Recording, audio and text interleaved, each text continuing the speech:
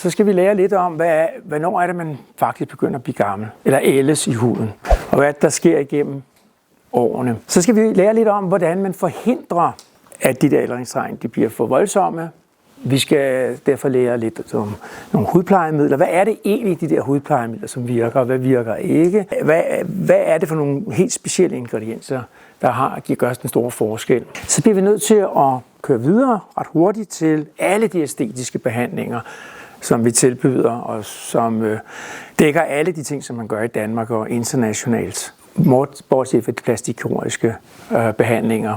Og så kommer der en masse trends farerne op i verden, som jeg har relativt meget styr på, hvad der sker derude, og dem vil jeg fortælle om ganske kort, men de er ret spændende. Og så kan I få lov til at snakke med mig bagefter, hvis der er nogle helt særlige ting, som er kommet frem under det her show her. Sådan ser huden ud, når man ser den i et skema, og det er i virkeligheden sådan, at vi har heroppe et beskyttelseslag, der ligger helt heroppe i huden, og den har vi, og den laver en forhorning i øvrigt derude. Det har vi alene af den grund, at vi ikke skal fordampe, plus at solen ikke skal ødelægge os. Strålerne trænger til en vis grad igennem, men de er begrænset af nogle celler, som ligger heroppe, men de kan lave D-vitamin for eksempel og nogle andre gode ting, men vi skal ellers beskyttes. Vi skal også beskyttes med forurening. Og så er der et stort temperaturreguleringscenter hernede, med alle karrene, der ligger også et fedtlag, som I kan se hernede, hvor karrene de løber, de dybe kar. Og så er vi udstyret med hår, svedkirtler og talkirtler. Og talkirtlerne de ligger omkring hårskaftet, og så siver alt det, der skal bruges på at beskytte overfladen af huden ud her langs håret. Så hårene er vigtige for, at vi kan få alt det her tal ud på huden. Og det skal bruges som et mikromiljø, som beskytter os, altså bakterier og sådan nogle ting, som hele tiden gør, at huden den fungerer optimalt. Og vi kan kommunikere faktisk med omgivelserne gennem duftstoffer og alle mulige andre ting. Og så ligger der en lang række nervebaner, alle mulige veje til at modtage tryk og følesans og alt muligt andet. Lad os nu sige for eksempel, at man bliver syg, så sker der det, at huden den bliver tyk, og så ser man sådan her ud. Med tallet, der ophobes herinde. Det er den måde, man laver akne på, fordi nu kan tallet ikke komme ud langs hårsækken, fordi udførselsgangen den er for snæver. Og der er betændelse dernede. Så derfor kommer der en byld til sidst, og det ser sådan her ud. I kan se, hvordan overhuden her den bliver tykkere og tykkere for at beskytte os. Den prøver at gøre et eller andet for at kompensere for det, der foregår. Så det er sådan, huden den fungerer.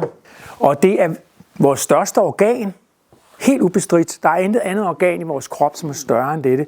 Vi vil dø øjeblikkeligt, hvis ikke vi havde huden. Vi vil fordampe og krepere. Vi kan heller ikke kommunikere med omgivelserne, hvis ikke vi har hud. Den fortæller os simpelthen en historie gennem livet, og man kan næsten aflæse i huden, hvordan tingene de har foregået. Og derfor er det ikke kun et spørgsmål om forfængelighed, men det er et spørgsmål om vores helbred i virkeligheden lige så meget. At bevare en ung hud, den bliver kun ung at se på, hvis man har nogenlunde god livsstil. Man kan faktisk ældes lynhurtigt i huden. Hvis for eksempel man går for meget i solen, hvis man har en dårlig livsstil, ødelægger sig selv på alle måder, så kan man se, at aldringen i huden den løber foran det, som man måske kan se i organerne. Så derfor afspejler den lynhurtigt, hvordan man har levet, og hvordan vi har det. Der er klart, der er genetiske ting, men genetikken den dækker kun 30%, hvorimod vores lifestyle og andre ting dækker 70%. Så det er i virkeligheden ikke så dårligt. Vi kan faktisk gøre rigtig, rigtig meget. I kan se her, det er solen, der gør det. Det er solen, der gør, at vi bliver ældre i huden. Så derfor, når jeg deltager i radioprogrammer eller andre steder, så spørges der altid til, hvad kan jeg gøre for, at min hud den ikke ældes?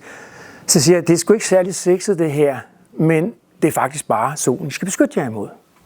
Så det der med at gå ned i solarie for at blive mere shiny, og sådan, det kan man godt gøre, men det er et kort fix. Og det skader dig, og du bliver gammel lynhurtigt. Det er solen, der gør vores hud ældre. Hvis vi levede i en kælder og aldrig kom ud, så havde vi babyhud selv i en alder af 60-70 år. Ret specielt, men det er vi. Så derfor, hvad er det bedste hudplejemiddel, der findes i denne verden? Det kan næsten gætte jer til. Det er solcreme. Nej. Man kan nøjes måske med 30 i Danmark, men det bliver hurtigt 50, hvis man skal være helt sikker. Og så kører det fra marts til og med september. Fordi solen, når vi lever i Danmark, så er solen gået lavt ned på horisonten, og dermed er der slet ikke noget UV-indeks, når vi kommer ind i oktober og november. Så det er overdreven, kan man sige, at køre videre, men det er der jo mange, der foretrækker at gøre. Hvis I flytter jer til Sydeuropa eller andre steder, så ser solen på horisonten også i oktober og december osv. Og så bliver man nødt til, selvom solen ikke skinner, at bruge solcreme. Det er sådan lidt ligegyldigt, om solen skinner eller den ikke skinner. UV-strålerne trænger igennem, så man skal kigge efter UV-indekset. Ikke? Så der er andre end mig, der står og praler sådan her. Ikke? When I tell my patient that blah, blah, blah, in the best aging product, out there they say, but it's not sunny today. Den går ikke. Så er I parat? Ja. Okay. Efter den her dundertale om ikke at gå i solen, så skal vi have en mere positivt her. Hvis nu forestiller jer, huden er som en madras, så kan den jo hurtigt blive tynd og slidt og fungere dårligt. Så vi bliver nødt til at gøre den stærkere. Og måden man gør huden stærkere på, det er ved at øge kollagenindtaget ikke igennem munden, men i huden. Og det gør kroppen af sig selv, men vi kan også gøre det udefra ved at påføre enten ting på den, eller ved at bruge laser, lys og gøre andre ting. Biostimulatorer kalder vi dem også. De fleste tror jo, at man bliver ældre, når man når 40-50 års alderen. Men det tidspunkt, hvor man kan definere, at man bliver ældre, også i organerne og i huden, det er, når man bliver 25 år cirka. Indtil da har man været i vækstfase, og så går man i downfase resten af livet med 1% tab af kollagen om året resten af livet. Så derfor siger vi på Dermacosmetic, no anti-age treatment before age 25.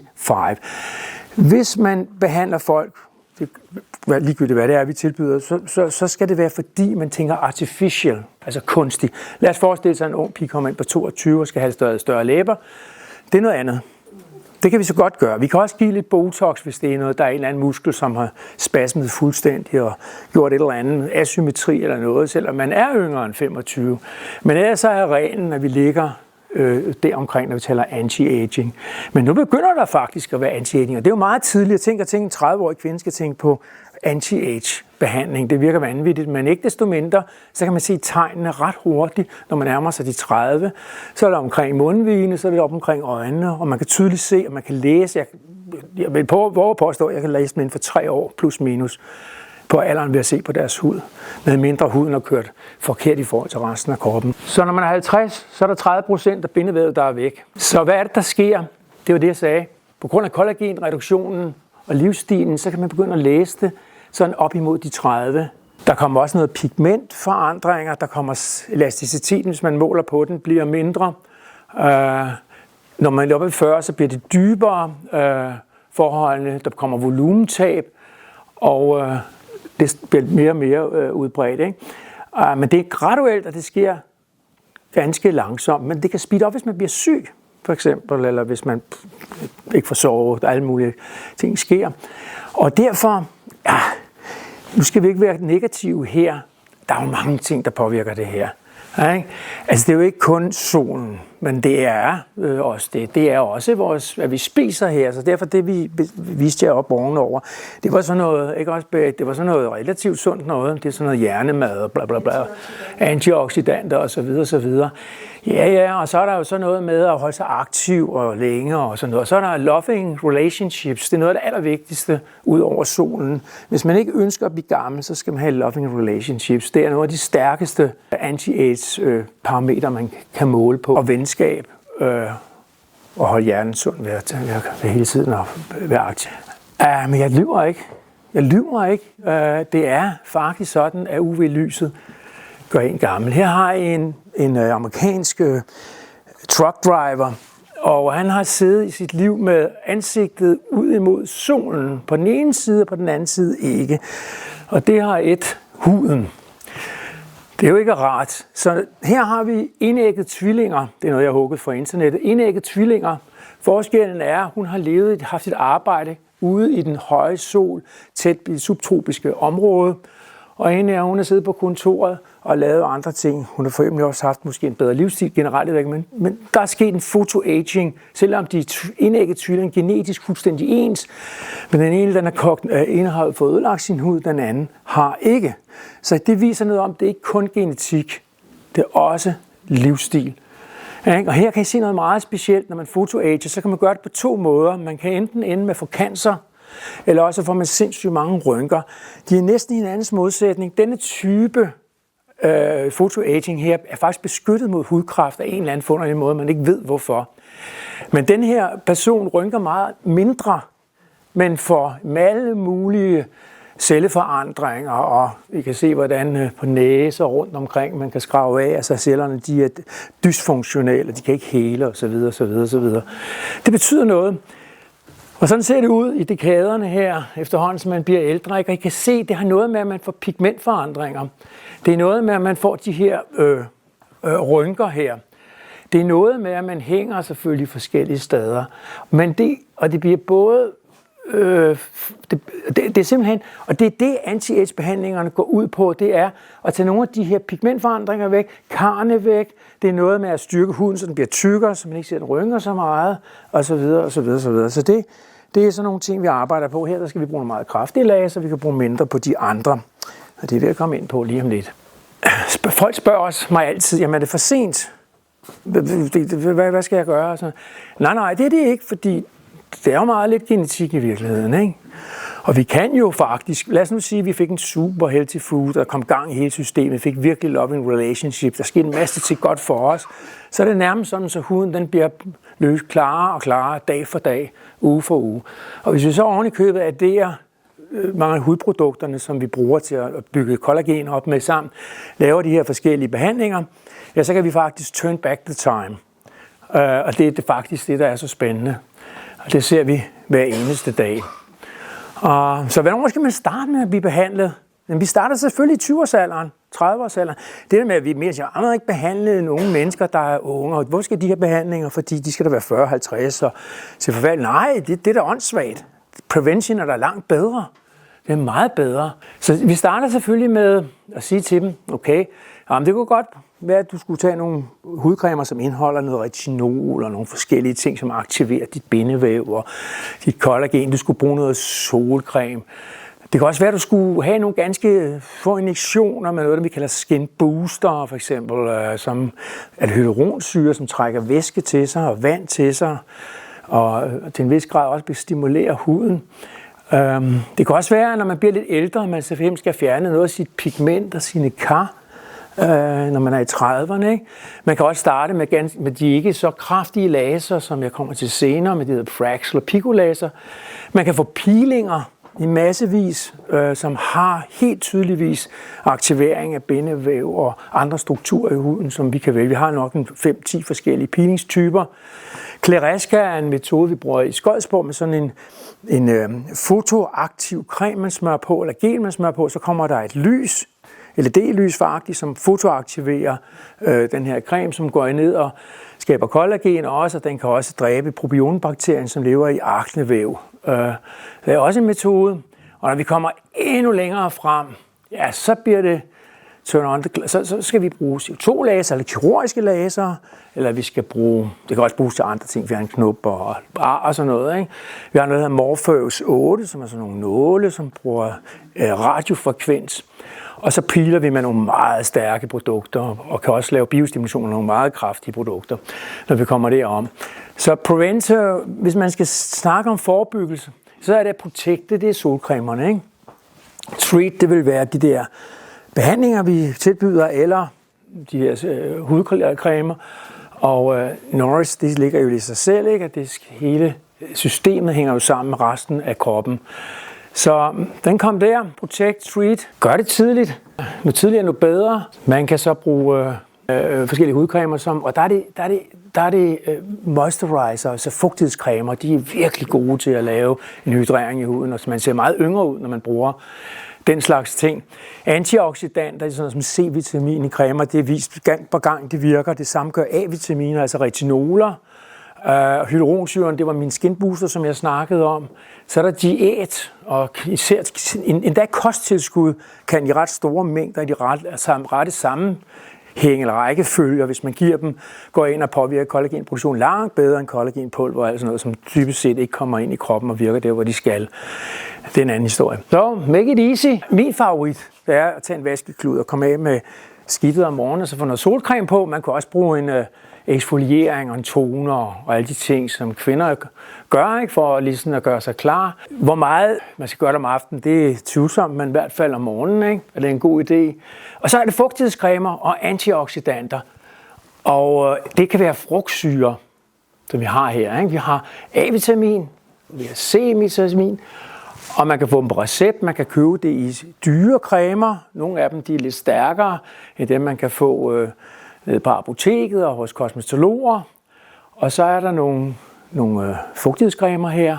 Og her kommer alle frugtsyrene, alfa-hydroxysyre, polyhydroxysyre, alle de, som findes i æbler, appelsiner, alle mulige frugter, de kommer på huden, så laver de en kraftig eksfoliering og stimulering af huden. Så det her, det er de vigtigste ting. Det er A-vitaminsyrene, det er antioxidanterne, og det er fugtighedscremerne. Når de ting er en høj kvalitet i de forskellige hudprodukter, så er der gevinst. Der er så meget gevinst, at man kan blive helt rød i bæret af at bruge dem, ikke? Og blive shiny og andre ting, så det er spændende. Her kan I se en videnskabelig undersøgelse med A-vitaminer, som er lavet i USA for mange år siden, hvor man bruger retinoid acid, eller tretinoin, altså A-vitamin på huden. Der kan man lave en 80% stigning i kollagen over ganske kort tid. Det er kollagenet opad her, og det her det er en kontrolgruppe, hvor man lavede en snyder, så man fik virkelig en stigning i. Ikke? Så det er kendt i den videnskabelige litteratur, så det er ikke et eller andet markedsføringstrik eller et fupnummer, eller bare noget, man sælger, fordi man skal sælge et eller andet. Det har en videnskabelig baggrund. Den måde, man kan sige, man gør de her ting, det er, at når man ligesom har fjernet det, der er på huden, som ikke skal være der, så kan både bruge serum og cremer. Serum, det er egentlig og cremer. Hvorfor gør man to ting? Det er simpelthen fordi det hele kan ikke. Nogle af de der meget dyre cremer, de har rigtig mange ingredienser, også nogle gange synes jeg for mange, men de har mange ingredienser i sig. Derfor er man nødt til at dele det op mellem creme og en serum, for det kan simpelthen ikke være i samme vehikel. Altså man kan ikke have det i samme båd. Man er nødt til at bruge to forskellige systemer. Så derfor starter man med at putte serum, og så putter man creme ovenpå, og den vejer. Og så skal man huske den der solcreme, ikke? Det er om morgenen, og aftenen, der er det rigtig vigtigt at fjerne alt skidtet igen, ikke? Og så kan man bruge serum og natcreme. Natcremerne, det er faktisk der, man skal bruge de her meget stærke altså stoffer, der generer huden, fordi man gider ikke have det om dagen, for der bliver man rød og skælder måske. Så det er vigtigt at bruge dem om natten, og så bruge solcreme om dagen, og så fugtighedscreme om dagen.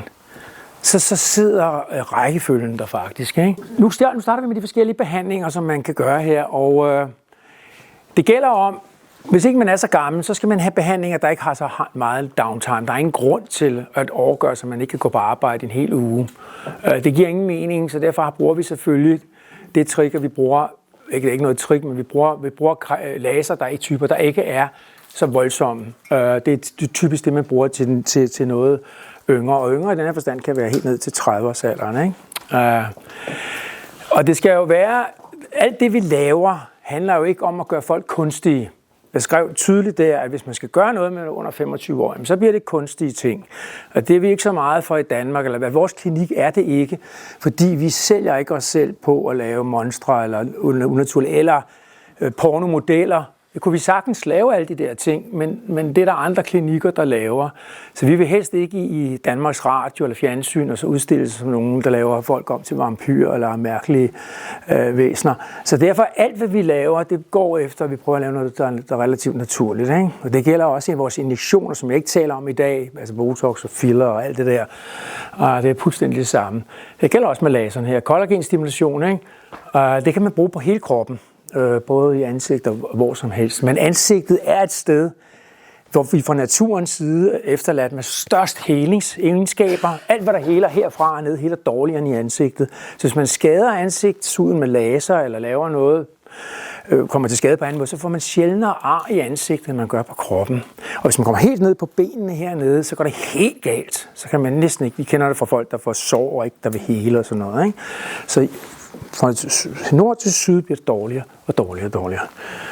Okay, så i mange år var det jo sådan, at man lavede plastikkirurgi, og så sagde man, det er den måde, vi fikser det på.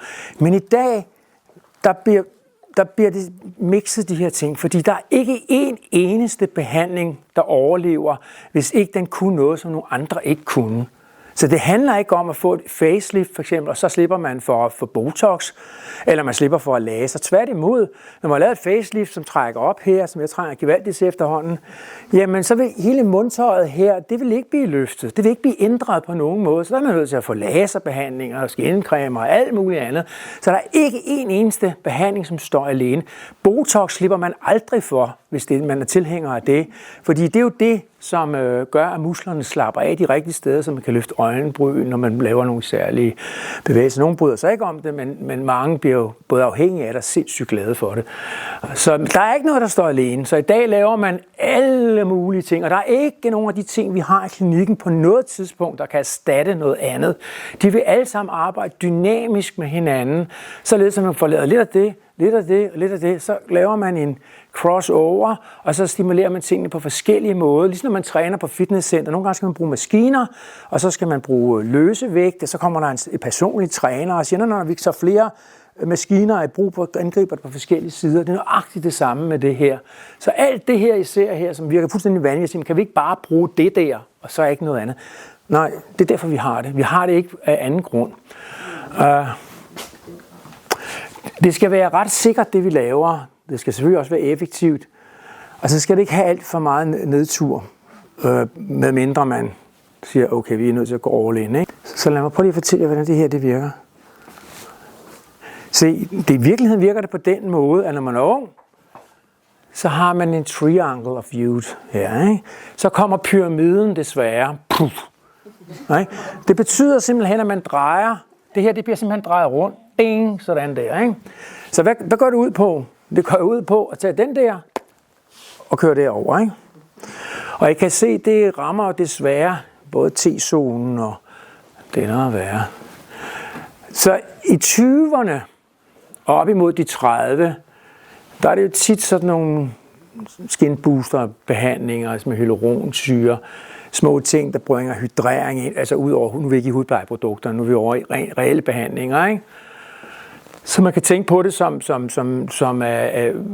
når man drikker vand, for at man ligesom bliver fyldt op, ikke? Så man ikke bliver helt slank og slap og sådan nogle ting.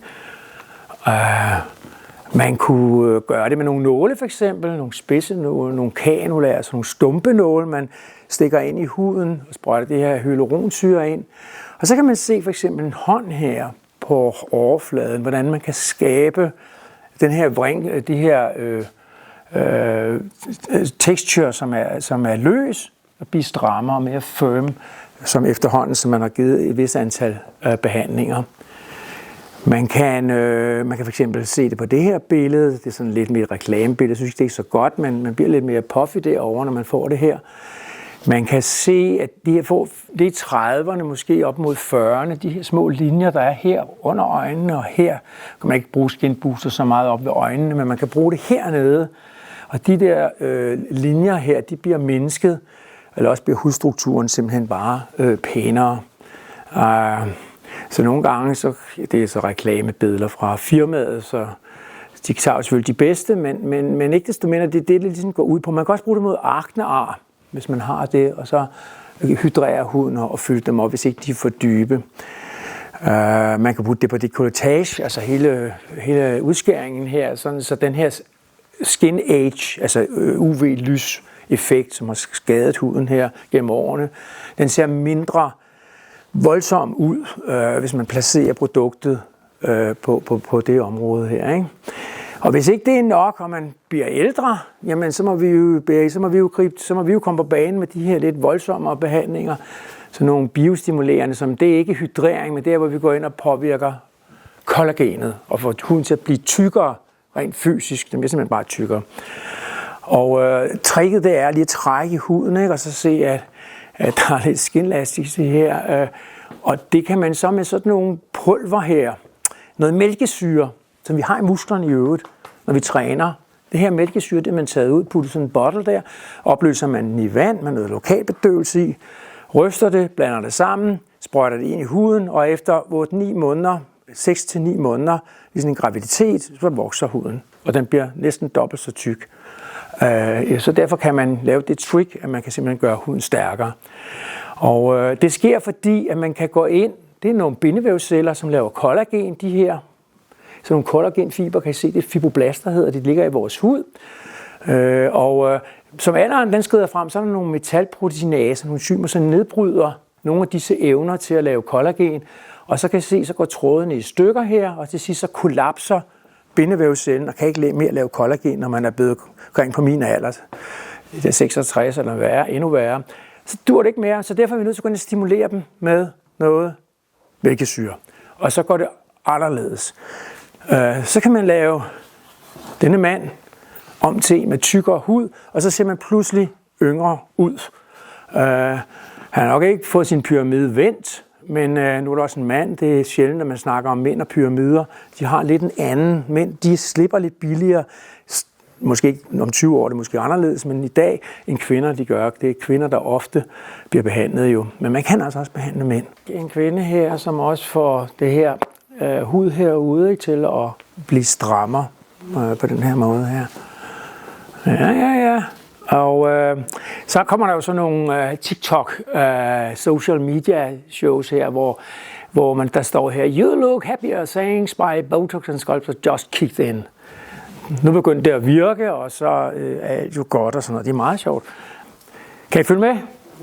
Okay, så går vi videre, hvor vi går ind i, det var egentlig for at fortælle lidt om 20'erne. Jeg så godt, at der var en masse andre ting, vi snakker om, men det starter der, og nu går vi ligesom beyond. Okay, snakker lidt om laser.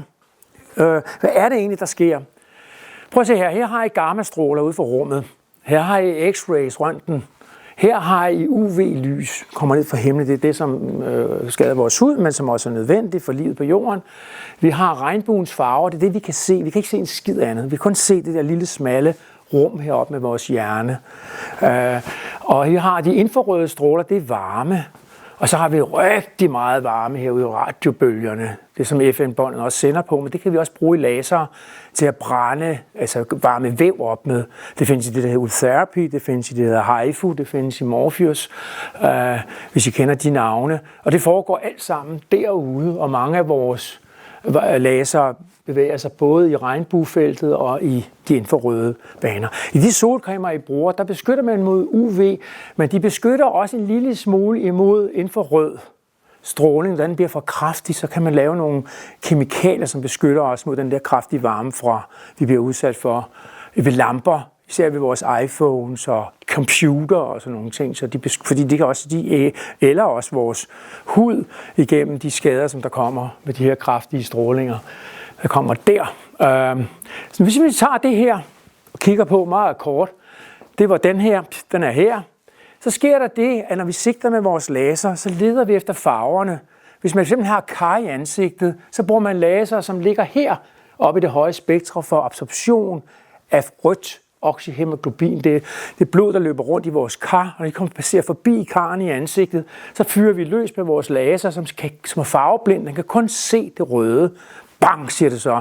Og så rammer den karret, og ikke noget andet. Det vil sige, den skyder dirk igennem vores blege hud, og rammer karret, der ligger nedenunder, uden at skade vores hud. Det kaldes for non-ablative laser, altså laser, som ikke skader hudoverfladen. Det er det laser, som sygeplejerskerne bruger i alle klinikker, fordi de laver ikke disruption, altså brud i hudoverfladen i epitelet heroppe. Men den går durk igennem lyset og brænder karrene hernede. Det skyldes den der højteknologi, at man kan lave sådan noget. Man kunne også sigte efter melaninpigmentet, og så bruge laser, som ligger lidt længere herude. Man kunne for eksempel også sigte efter vand uden fra det synlige lys. Så kommer vandet herude, det vil sige laser, som ser vand, får huden til at koge. Så hvis man tager en CO2-laser, som ligger helt herude, så brænder man huden via vand, fordi man får vandet til at koge, og så rister man ligesom hudlagene. Og det hedder ablative laser, og dem må man kun gøre, hvis man er hudlæge. Dem derude, ikke? Her kan I se før og efter med kar. I kan se pigmentbehandlinger her.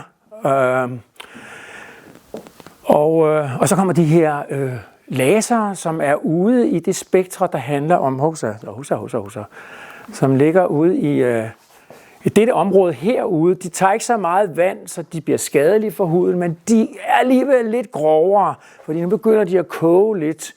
Og det er de lasere, som vi så kalder for Fraxel. Og så er der kommet en helt ny teknologi, der hedder picolaser, som laver plasma i luften. Det er noget helt andet. De skyder dem i 10 minus 12 sekund, så hurtigt, som det lugter ozon, når de skyder, siger det så laver de trykbølger i luften, og så når de rammer huden, så laver de små mikrohuller i huden, overalt, og man kan overhovedet ikke mærke det. Kommer ping, siger det bare, så bang, bang, bang, så er der en masse huller i huden. Det hedder plasmabehandling eller picolaser. Og de er meget præcise, og dem bruger vi så også til at lave hudens texture bedre. Og en branch refraction. Ja, lidt snak der, ikke? Ja. Her har I den laser, som står herude i Skodsborg. Det er den, der tager lidt af vandet og varmer huden op. Coagulation of soft tissue, der står deroppe, ikke? Her har I picolaseren, som laver små bitte huller i huden. Det her, det var epitelet, ikke? Heroppe, hvis man så her, ikke? Og det her nede i dermis, nede i læderhuden, laver den huller overalt. Den kan lave både huller på toppen, man kan lave huller i bunden, og alt efter hvad det er, man gerne vil. Og på den måde kan man behandle folk, og folk kan ikke mærke, jeg kan godt mærke det, men det er ikke, det er små bip. Og så er der et par dage, hvor der går, hvor man er lidt rød og hævet og sådan nogle ting. Ja. Og de kan behandle sådan nogle ting her, som store hudporer, ar, som man har, ikke? Blandt andet. Her er en, som har fået en ordentlig omgang, et ung mand, før og efter en 6-8 behandlinger, og så er huden pludselig blevet bedre. Der er ikke de her huller mere så meget, som der var før. Og her for eksempel er der et andet eksempel. Og her er en hudforyngelse, hvor man nærmest har taget også noget af mimikken heroppe. Det tror jeg nu... Nej, den er stadig tilbage. Det var heldigt, fordi det er Botox, det der, ikke? Den kan man jo ikke fjerne, fordi det er muskler. Altså det er pseudorynker. De opstår kun, når man smiler. Og det er som musklen, der, når man klarer øjets muskel, den trykker den sammen, så opstår alle de der smilrynker derude. Hvorimod de her, de er statiske. Alt det, der ligger hernede. Og dem skyder man så rent væk med en laser, så giver man noget Botox herop, så forsvinder de også. Så sådan kan man gøre det. Og den er blevet meget berømt i Asien, fordi den kan bruges på mørke hudtyper, fordi den ikke koger vand, men den laver huller. Den skyder ind i huden. Så kan man også skyde på mørke mennesker, hvad man ikke har kunne gøre før. Så det er en helt ny teknologi. Så nu kommer vi længere frem i tilværelsen. Det bliver det sværere og sværere for os at lave de her gode før- og efterbilleder. Så derfor går vi ofte til at bruge noget, der er lidt kraftigere. Man kan også bruge de her ting på yngre mennesker, men så er det fordi, man har ar i huden, eller huller, eller defekter, eller noget andet, som man gerne vil skære eller brænde væk, ikke? Men når det gælder ren hudforyngelse, fordi man gerne vil se mindre gammel ud, anti-age, jamen så bruger man de her stærke. Man kan også bruge nogle voldsomme peelinger her, hvor man kan hive al huden af folk og genskabe det. Det laver jeg en gang imellem. Så vi turning back time her. Så vi fjerner toppen af... Vi skyder simpelthen alt det her væk, der er heroppe i epitelet væk, og gør det så i fraktioner, så det ikke al huden forsvinder, men der altid er lidt tilbage af huden. For så kan den nemlig hele fra siden af, over nogle få dage, 5-7 dage, og så får man ikke nogen ar, man får ingen problemer med det. Hvor hvis man fjernede al huden, så skal man hele fra bunden, og så har man faktisk kun hårets epitel, som er hernede til overs, som kan redde os. Det tager 2-3 uger før det her epitel vandrer op og genskaber huden. Hvis nu man skød laseren helt herned og skød epitelet væk ved hårene, så vil man hele med kæmpe ar. Det skal ved brandskader, så hvis man tredje grads forbrænding og sådan noget. Så skal man hele huden helt fra bunden, og det kan kun ske ved, at der laves arvæv, fordi huden er for altid ødelagt, fordi man har fjernet stamcellerne, som ligger i hårsækkene her, ikke? Så man skal med laseren kun komme herned og så skyde hvis man vil, og så skal man gøre det i fraktioner, så er man sikker på, at det går godt. Hvis ikke man gør det i fraktioner, man bare skyder huden væk, så mister man altid et pigment, fordi pigmentcellerne, de ligger nemlig helt heroppe i toppen, og hvis de forsvinder, så kan man ikke lave pigment mere. Det vil I se nogle eksempler på, for det er der, hvor man går virkelig til den, ikke? Her kan I se, der kommer hullerne, hvor man skyder ned i fraktioner, ikke? Bryder epitelet herop, og så ser man på læderhuden her, og så er der de her kanaler, som står tomme. Ikke? Og this is the king of collagen production, ikke? Fordi det er jo den voldsomste måde at gå til værks på. Og nu er vi oppe i 40, 50, 60 års alderen. Og så fra, her er et eksempel. Hvad for noget? Ups, undskyld, nu går det sådan her. Det er en centrifuglaseren, vi snakker om nu, ikke? Så den her har jeg så lavet på en dame her, og det er ikke bare reklame, det er real stuff, det her. Jeg kan se hendes kreppede hud, og så bagefter her, hvordan den kunne ændre. Den er også blevet teglet, kan I se, flere steder, ikke? Så man får en 5-10 år yngre udseende af det. Øjnene her, ikke? Under øjnene kan man bruge det til... Her, det kan man gøre helt ned i 30-40-års alderen, fordi folk har løs hud. Det er det første sted, man ser aldringstegn, det er under øjnene. Og det kan man så stramme huden op, hvis man gør det over 3 gange. Hvorfor 3 gange eller 4 gange? Det er fordi, man fjerner jo kun 25% af huden, for den skal jo hele. For ellers så går det galt. Så har man 25% mere, og så har man 25% mere, så er på 75%. Og en 4. gang vil så være 100%, men det er ofte ikke nødvendigt. Så derfor flere gange for random at kunne dække hele hudområdet. Ikke? Her kan I se en, jeg har brugt lidt kraftigere power på, fordi der har alderen jo ligesom grebet ind her, og det er ikke plastikkirurgi, det er ren laser resurfacing med kraftige laser. Der kan I se, jeg ved ikke en billede af en lidt dårlig kvalitet, men man kan se, at noget af pigmentet er forsvundet. Og det er fordi, at jeg har været så fræk på hende, jeg spurgte hende meget, er du nu sikker på, at du vil se sådan ud, men at du ikke kan gå i solen med at blive brun og sådan noget? Ja, jamen, jeg kan bare ikke klare de rynker. Alright, så brænder vi ned her, ikke? Så brænder vi ned her. Det hele uden, fjerne den hud der, og så får man til at hele fra bunden af over 3 uger. Ned fra hårsækken, så skal man ramme ret præcis, for at man ikke kommer længere ned, fordi så heler det ikke uden ar. Og så kan man se sådan der ud. Her kan I se plastikkirurgi lavet i området herude. Herude hiver man helt herude, fordi se, der er ikke rigtig så mange rynker herude. Det er derude, hvor man er meget stram, eller firm, men huden falder ned, og det er derfor plastikhudene trækker her. Og så har de så lavet laser på den her side ind mod munden, fordi der man har alle rynkerne. Så vedkommende kommer så ud efter operationen med et træk, et hiv herop, som har fjernet alt det hernede, og samtidig så har de brændt alle rynkerne væk ind imod munden. Ikke? Så plast, nu i Danmark er det som regel dermatologerne, der gør det, men man kan ikke slippe for CO2-laser, og CO2-laser alene kan ikke trække huden så meget op som plastikkirurgi, så de arbejder side by side. Så derfor har vi både plastikkirurger og dermatologer og sygeplejersker og alt det, og alle de behandlinger bliver brugt i et væk, og det her det er ud fra nettet, taget fra en TikTok-reklame, og her Morpheus 8, som lookalike lidt som plastikkirurgi, hvor man kan bruge nogle nåle, hvor man går dybt ned i huden, og så brænder man dernede, og så sker der det, når man brænder dybt i huden, så siger man bzzz, bzzz, bzzz, bzzz. Men man brænder ikke huden af, man stikker bare nålene ned, og så brænder man hernede i de her lag, bzzz, bzzz, bzzz, og bevarer den her del heroppe. Så heler folk så hurtigt, så allerede dagen efter kan man intet se, fordi skaderne ligger dybt ned i huden. Der er ikke engang rødme, der går under ganske få timer, og så på den måde kan man stramme huden, og det gør man med sådan nogle nåle her. Kan I se, hvor man brænder ned i, det er så ned i fedtvævet her, man har valgt at gøre her, ikke? Så sætter man radiofrekvensen, I kunne godt huske den der kurve herude, ikke? Med den voldsomme varme radiobølger, igen voldsom høj temperatur, og der kan man simpelthen bare stege, ligesom en flæskesteg, der bliver grillet, helt nede, dybt nede i vævet, ikke? Ja, yes, hvad nogen vil sige noget? Ja? Brænder det, forsvinder fedtvævet? Det gør det, hvis man stikker det ned i fedtvævet og trykker på knappen der. Det kan være hensigtsmæssigt nogle steder i ansigtet, andre steder er det dumt at gøre det, fordi vi skal jo bruge fedtet til at have volumen, ikke? Men hvis jeg sidder hernede i en dobbelthage, så er det ikke så smart. Så brænder jeg gerne vævet. I kan se, hvordan det brænder hernede i bunden. Det brænder ikke heroppe langs de her guldbelagte nåle, så den kan kun brænde ud i spidsen, ikke? Det rigtig smarte er jo, at du kan gøre det meget præcist. For i nogle områder af ansigtet, hvis man har store hamsterposerne herunder, så vil man gerne have fedtet væk.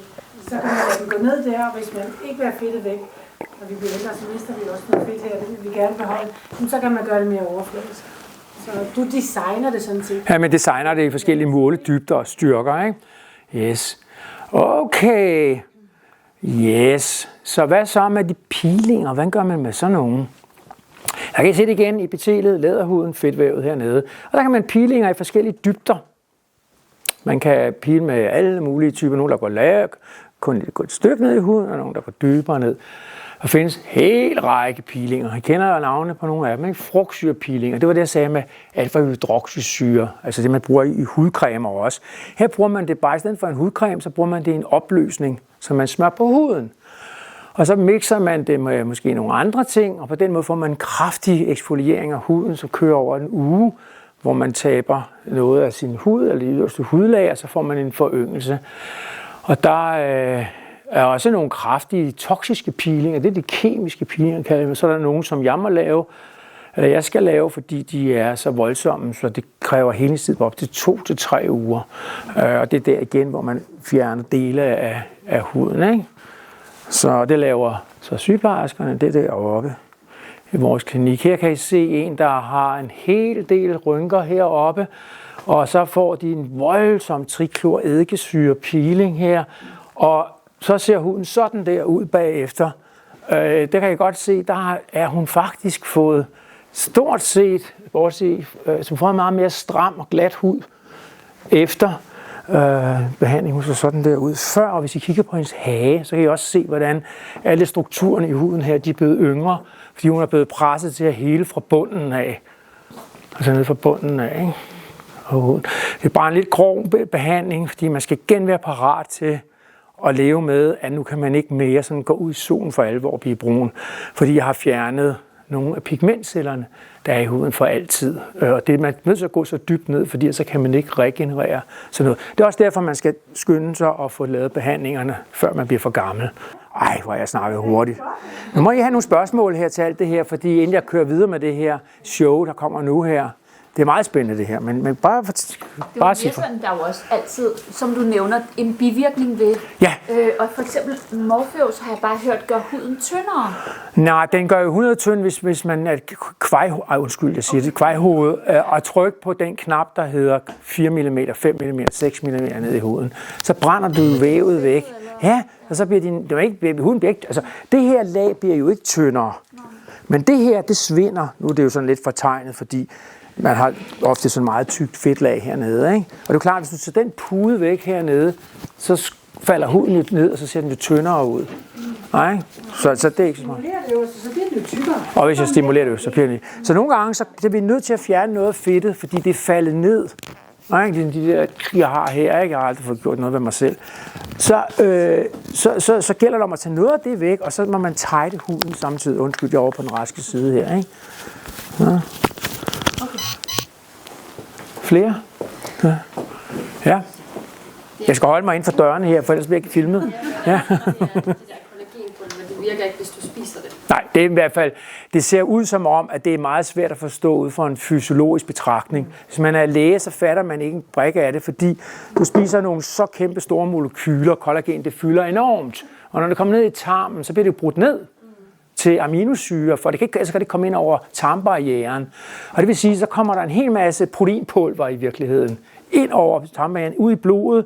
Og det kan godt være, at de er der i nogle små dele eller noget, men de skal jo så igen finde frem til huden. Hvordan delen gør de det? Der står jo ikke på dem, at de skal ud til huden, vel? Så de går alle mulige andre steder ud i musklerne, hvor der behov. Hvis du er ude at træne, så ryger det hele jo i dine muskler og bliver bygget op der, ikke? Så jeg har ikke en snus idé om, hvordan fanden det skulle fungere. Derimod, lad os nu sige, at du spiser det, der var ovenpå der, og gør alt muligt, du bliver sund, og alle dine cellemekanismer går i gang, mitokondrierne går i gang, og cellerne bliver fornyet, og du træner, og du gør alt muligt. Jamen, så ryger huden jo med i det der proces, og det er meget bedre med den gode ernæring og med træning og alle mulige ting, og så noget direkte påvirkning på selve huden. Man kan sige måske med det ene forbehold, at hvis man spiser en insufficient kost, altså hvis man er veganer, og ikke er meget opmærksom på, at man får de her forskellige aminosyrer, så kan det måske have en effekt, fordi at når fibroblasterne skal i gang med at lave kollagen, fordi man har fået en behandling hos Erik, og de ligger der aktiveret, så skal de jo bruge de her aminosyrer. Og hvis du spiser en sund, varieret kost, så vil du også have de aminosyrer naturligt. Men hvis du ved med dig selv, at det får du ikke. Altså, du spiser toaster og marmelade eller et eller andet. Altså, så kan det godt være, det har en effekt. Men det er jo næsten billigere at købe lidt proteinpulver så. Det er det Det er meget faktisk, dyrt at købe kollagen. Ja, ja. Og jeg kan huske, jeg jeg selv har været med i sådan en form for undersøgelse, godt nok meget populær undersøgelse, det er ikke meget videnskabeligt, men Jyllandsposten ville have mig til at lave nogle forsøg med nogle mennesker, og så ville de lave en større reportage. Det blev til 12 artikler, jeg ved ikke hvorfor. Men på et tidspunkt, så den tyske professor, eller ham, der stod for markeds, altså der var med i noget, det firma, som stod for det, han brokker sig jo, men på et tidspunkt, så kom der angreb fra alle sider, så fandt man ud af, at han var blevet betalt for at lave de her undersøgelser, og måske var det der var bias-snitte og så videre, så videre. Så den her sag med kollagenpulver er nødvendigvis ikke afsluttet, men det er meget svært for en læge eller en fysiolog at forstå, hvordan fanden det skulle kunne komme ud i huden netop og virke der. Det er meget bedre at få skudt noget på huden, ikke? Men vitaminer og sådan noget, det skal jo også finde frem til huden. Jamen, det finder jo ikke frem til huden, det finder frem til kroppen. Cellerne. Cellerne generelt i kroppen, overalt. Det gør kollagenpulveret jo også, men det har jo ikke en... Væg er jo også lavet af kollagen. Ja, men det går jo ikke direkte op i huden, som det går ud i kroppen og bliver brugt der, men det rører nok først ud til musklerne, der hvor der er behov for det, ikke? Hvis du har været ude at træne og sådan noget. Så det er jo lidt sådan, det er jo ikke en direkte adresse til huden. Ja? Men dine vitaminer og dine kosttilskud og dine ernæring og sådan noget, cellefabrikken virker overalt, og huden, den er jo det organ i kroppen, der udskiftes hurtigst. Ved du, hvor lang tid det tager for huden at blive udskiftet? Skal man sige det? Nej, det er ikke en eksamen. Det tager 4 uger. 4 uger, hvor hvis du skal skifte dine muskler og dine knogler ud, så er det måneder og år, inden det sker. Så huden den fornyer sig hele tiden. Så når vi skyder på en hud, så går der ikke mere end et måned, så er det hele i hvert fald helet fuldstændig. Fordi så hurtigt går det med at skifte samtlige cellelag ud, hele vejen op. Det tager 4 uger. Det går lynende hurtigt. Og det er klart fra naturens side, at vi er nødt til det, fordi så fordamper vi jo og bliver syge. Ikke? Og man kan sige det sådan helt firkantet, at hvis man har nok kollagen i sin kost, og det har langt de fleste, der spiser normal varieret kost, så får du ikke mere kollagen i huden af at spise endnu mere kollagen. Altså, det er jo ikke sådan, det går direkte op i huden. Så hvis du har nok, så får du ikke mere af at spise det. Så får du mere af at stimulere din hud til at producere det. Ja. Så vi må hellere gå ud og træne og få nogle loving relationships ja, og muligt andet. Det er meget bedre. Og lige præcis det synes jeg er rigtig interessant, det du startede med det. Fordi vi faktisk her i klinikken, i den lægeklinik her, begynder at måle det, der hedder en supertest. Er der nogen af jer, der kender til det? Supertest. Nej, men den er også ret ny inden for det område. Det er en, hvor man kan måle den kroniske inflammation i kroppen. Og den er nok meget, meget vigtigere end at spise kollagenpulver. Den betyder rigtig meget for vores sundhed, og man kan gøre rigtig meget for at få den inflammation ned. Men den betyder faktisk rigtig, rigtig meget for facial aging. Det kom bag på mig, jeg så det. Den er virkelig velundersøgt. Så man kan få et ret præcist mål for, hvor ligger jeg henne, og det kan være med loving relationship og sove bedre om natten og have en sundere livsstil på alle mulige måder, så kan man få den ned. Og det var lidt en aha-oplevelse for mig, for jeg synes tit, hvis man ser en ny politiker eller sådan noget, ikke? Altså, eller Søren Brostrøm under covid, ikke? Han så brandgodt ud, da vi startede, efter allerede bare et år, ikke? Altså, så tænker man, han ser 10 år ældre ud. Ja. Og det er jo den her super inflammation i kroppen, og så har vi jo alle sammen nogle ting i vores liv, vi måske ikke bekymringer eller sygdom, vi ikke lige kan gøre noget ved. Men der er også tit nogle ting, vi godt kan gøre noget ved, hvor man så kan se den falde. Altså, og så sker der spændende ting i øjeblikket, fordi når det der for eksempel Ozempic og nogle af de her Wegovy, som godt nok gør, man taber i vægt, man gør meget mere andet i hjernen. Det er jo en hormon, som påvirker vores hjerne, og den har jo også haft antiinflammatoriske egenskaber, således at når ikke bare fedmen forsvinder, men du får en mindre inflammation i kroppen. Ja. Og hjernen er jo simpelthen the hardware, altså den, der styrer resten af kroppen. Hvis hjernen dør, så dør kroppen. Ikke bogstaveligt talt, men hvis du er i levende liv, den stadigvæk ligesom påvirker, er inflammeret eller påvirket, eller syg, hjernerystelse, whatever det måtte være, så er kroppen påvirket også. Den påvirkes, som bliver syg simpelthen af det. Ikke? Så man kan sige, den forskel, man kan gøre, altså ved at interessere sig for at få den der inflammation ned, er jo 100.000 millioner gange større, end at gå ned og købe noget kollagenpulver. Jeg er helt med på, at det er måske mere udfordrende, men det vil så også hjælpe ens helbred også. Ikke? Og det er jo lidt det, som I nok kan høre i aften, at vi ser måske også, fordi vi lærer, vi ser det hele som, altså mere at se på, hvordan får man en sund hud? Hvordan kommer man til at se sund ud? Det er rigtig rart, at vi ser et helheds. Ja. Nu er jeg selv sygeplejerske, ja. og der hvor jeg er, der tænker man meget på det er patient, eller blindtarmen på stue 14. Ja, præcis. Det er bare sådan, Ja. ikke? Ja. Hvor vi er jo et helt menneske. Og Vi er et helt menneske. til den samme Ja. livsstilsproblematik, og det bliver jo ikke bedre. Nej, præcis. Så og tingene virker sammen, ikke også? Og det er også en anden ting, som vi interesserer os for, fordi at, altså jeg oplever jo også mange, der er mange, der siger, at det er bare en ydre ting, men jeg oplever rigtig mange kunder, og det har du helt sikkert også gjort, som kommer ind, og så har det måske været igennem en skilsmisse eller sygdom, og siger, kan du ikke hjælpe mig, fordi jeg skal tilbage på arbejdsmarkedet, jeg vil gerne se lidt bedre ud. Og så efter noget tid, når vi har dem jo i nogle processer over noget tid, så ser man det mere og mere blomstre op, og det er jo et eller andet med at komme ind i en god spiral, så man også går ud i verden og får nogle taler med andre mennesker, og ikke bare murer sig inde. Ikke? Så vi er jo hele mennesker, ikke? Og det er det, vi gerne vil se folk som os her. Det er også derfor, vi siger kosmetisk og ydre, og Apex står jo for bedre helbred, og det kosmetiske, de er så fusioneret nu. Ja, så nu ser vi på helheden. Og i den forbindelse, så vil jeg spørge dig, om du har en mening om, jeg synes, jeg ser nogle undersøgelser komme frem om, at hvis man nu fjerner, som du viste de første billeder, så får vi jo skadet, og vi kan jo ikke undgå solens stråler, så selvom vi er rigtig fornuftige, får vi alligevel nogle skader. Så nogle undersøgelser af, at hvis man nu arbejder målrettet for at fjerne de her skadede celler, som vi jo gør med nogle af de her laserbehandlinger og andre behandlinger, altså at så er der en eller anden teori om, at så forbedrer man også overlevelsen. Fordi at de her syge celler, de sender jo signaler rundt i min krop. Okay, kommunikerer, ja. Altså kroppens største organ kommunikerer jo med de interne. Med alle resten af min...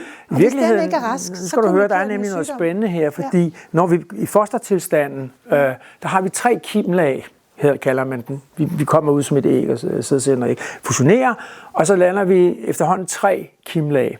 Og det yderste kimlag, det handler om nervesystemet, og den er koblet op på huden. Hud og nervesystem hører sammen i det 3. kimlag, og så er der de 2 andre, som vi ikke vil gå ind på her.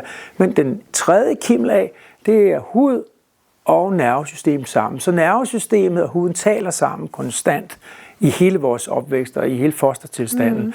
Så det har jo åbenbart en større betydning, end vi tror, og det ved man jo også igennem berøring og massage og alle mulige andre forhold. Huden kommunikerer med resten af ens. Og hjernen styrer formentlig vores signaler ude i huden og mange af de. Der er nogle spændende, der kommer meget ny forskning i hurtigt nu her, og også om ernæring og ting og sager, som jeg tænker også, det kommer rigtig meget det der. Og produkter, altså industrien laver også ting, som kortlægger helt nye sammenhæng mellem hjernen og tarmsystemet og huden og alle de her ting. Så der kommer mange spændende ting. Jamen lad os prøve at se på, hvad der venter os ude i fremtiden. Der er 6 megatrends, som kører lige i øjeblikket. Og jeg har en overraskelse. Jeg har en 7., som jeg selv har opfundet. En trend, der kommer til allersidst. Jeg synes selv, den er sjov. Rigtig sjov. Men jeg skal jo også sige, ikke, når jeg er sådan på scenen her og står og blamerer mig. Det er jo ikke en trend, det her. Det er en fiasko. Og det er jo fordi, at når man er født smuk, og har en super symmetri i ansigtet med et symmetriindeks, der ligger fra 0 til 10, ligger omkring 7-8 stykker, så kan man komme ind i Hollywood. Man har ingen adgang i Hollywood, hvis man har et symmetriindeks, der ligger på 5. Så ligegyldigt hvor god en skuespiller man har, så kan man ikke filmes. Fordi hvis man filmer folk fra forskellige sider, så jeg har jo alle sammen asymmetriske, jeg kan ikke filmes fra alle sider og få et lige godt billede ud af det. Så nogle gange ser man sådan ud, og nogle gange ser man anderledes ud. Man skal have et højt symmetriindeks. Disse skuespillere, de har fundet ud af, at når de bliver ældre, så falder belønningen voldsomt. Og så gør de alt, hvad de kan for at holde ungdommen. Og det tror man så, at man kan gøre med at proppe en masse i hovedet og gøre forskellige ting. Og så ender de som monstre, fordi de kan ikke styre sig selv. Det hedder body disturbance disorders, hvor hjernen den går agurk.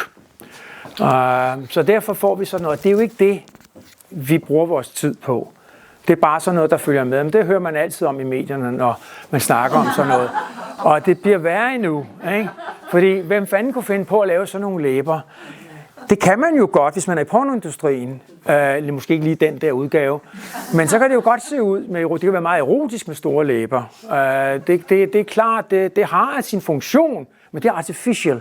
Det er noget andet. Så det er jo ligesom ikke det, vi er sat i verden for. Er ikke fantastisk, den der? Den nappede jeg fra TikTok. Så her kommer first driver. Nej. Hvad er det, der driver fremtiden i øjeblikket? En af de 6 drivers, det er proaktiv beauty. Og det er jo faktisk det, jeg har talt op her. Det betyder, at der er en assessing for minimal change. Folk, den her gruppe, det er ikke alle, der tilhører den her gruppe, men det er en gruppe, som vinder mere og mere indpas nogle steder. Det er unge mennesker, som vil have meget, meget små forandringer, men de vil gerne have behandling meget, meget tidligere. Vi kan ikke se, at der er noget galt med dem. Men så giver vi den Twigmans. Det hedder Twigmans. Det er, at man laver mange små, bitte mikrodoseringer af forskellige ting på dem, sådan så at det kommer ind i deres rutine. Og det er en form for biostimulation, and you can never start early enough. Og det er en driver, der kører i verden, så det er ikke bare Derma Cosmetics, som har fundet på, at vi godt kan starte der omkring 25-årsalderen og frem. Det er den første driver. At være proaktiv i stedet for at være... lige et øjeblik her, jeg kommer for hurtigt frem her. Se, det som er proaktiv, not reactive, ikke? De vil ikke vente ikke på det, de vil være proaktive. Ikke? Så sker der det, at hvad er det, der driver det? Det er i virkeligheden deres mor og grandmother. Fordi, og det er jo nok, det er måske sådan lidt downer, at man siger sådan, jeg skal ikke ligne min mor, og slet ikke min bedstemor. Det ser forfærdeligt ud. Ikke? Nå, okay, yes, okay, rolig nu, ikke? Jeg kommer med billeder af dem, ikke? Jeg ved ikke, sådan vil jeg ikke se ud. Okay, så starter det med, at man skal finde ud af, hvordan skal man behandle hende, sådan så, at man ikke ender med at blive som sin mor. Det må man jo godt, det gør man jo også før eller siden. Det er der ikke noget forkert i, men det er et billede på en driver, som styrer lidt, at man godt vil forebygge, så man ikke ser de her aldringstegn. Man kan jo ikke slippe for dem, men man kan måske gøre noget, for at det ikke sker. Så der man her et Galderma, som er et medicinalfirma, de har lavet sådan nogle studier, hvor man så har prøvet at behandle dem meget tidligt for at se, hvordan det ser ud 5 år, 10 år efter osv. Det vil jeg ikke komme nærmere ind på her. Men jeg vil fortælle om den anden driver, som I er jo bevidst om, men som kører overalt. Det er gender. Nu har Trump jo så sat en kæppe i hjulet på den her modkultur. Den er måske også gået for vidt. Jeg er ikke selv tilhænger, men alligevel, det kan jo ikke nytte noget, at man ikke, når man arbejder i skønhedsindustrien, ikke forstår genderproblematikken. Så derfor har vi en stor opgave i, at når de holder konsultationer, og snakke med dem omkring, hvad er det for et udtryk, de gerne vil have. Og det hedder authenticity is everything, det hedder identitet, og det er en driver i verden, det der med, at man gerne vil have en særlig identitet, som ikke er knyttet for eksempel til at være mand eller at være kvinde, men måske være noget midt imellem eller noget andet. Og der møder vi i alle mulige afskygninger på sådan en mere, end I gør ude i samfundet, fordi de kommer jo netop til os. Så vi er ved at være eksperter i, hvordan man laver en mand om til en kvinde, og en kvinde om til en mand.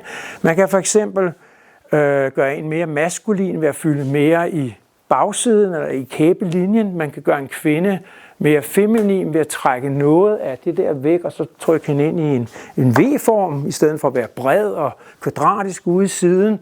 Og alle de ting handler om at være feminin og være maskulin, og der kan man lege med disse former og udtryk. Når man sidder og behandler, så tænker vi meget over det. Der også, vi har kun 20% mænd og 80% kvinder. Men så har vi det, som de mænd vil gerne være, men mænd, der gerne vil være mere feminine, og kvinder, der vil gerne være mere maskuline i nogle sammenhæng. Så skal vi lege med kønnenes udseende, og det bruger vi jo mere og mere tid, og vi kommer til at bruge rigtig meget tid på. Det hedder generation Z, og det er en driver, som kører nu og bliver kun mere udbredt, medmindre Trump han forbyder det over hele verden, men det vil jeg nu se, før jeg tror det. Men det er det. Og hvad kan man sige? En anden driver, som I blandt andet er med til at køre her, det er, at age is just a number. Så der er et eller andet i tiden i øjeblikket, som siger, at det der med at blive gammel, det snakker vi ikke om. Ligesom ikke vi snakker om det der med kun med mand og kvinde. Vi snakker heller ikke så meget om alder, fordi det er ikke bare et tal. Jeg ved ikke, om det er rigtigt. Det tror jeg ikke er rigtigt, for det er ikke rigtigt. Men det er alligevel, tanken er rar, fordi at man kan faktisk lave forandringer hele livet. Jeg fortalte jo før, at det kun var 20-30% af, der var genetisk, 70% af bestemte andre faktorer.